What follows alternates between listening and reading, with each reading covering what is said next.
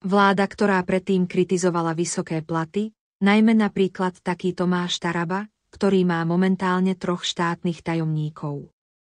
By ste neverili, aké nápisy majú na dverách. Len pre ukážku, tak aby neboli ukrivdení, tak každý z nich je prvý štátny tajomník.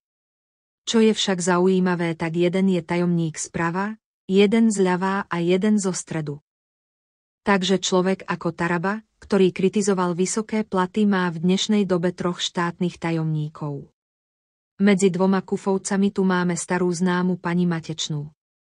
Tá počas svojho ministrovania dávala dotácie aj betónovým plochám, na ktorých sa akože pestovalo. Toto je tá vláda odborníkov, ktorá miesto toho, aby ľuďom v skutočnosti pomáhala, vytvára 3 štátnych tajomníkov na jednom ministerstve a ja verím, že bude ešte aj 4. a 5. Pretože tu sa tak pracuje, že sa tu až práši. A zároveň, aby toho nebolo málo, tak ministri riešia svoje platy, pretože dostávajú menej ako poslanci. Veď minister Takáč v jednej relácii povedal, že mu píplo na účte iba 3900 €.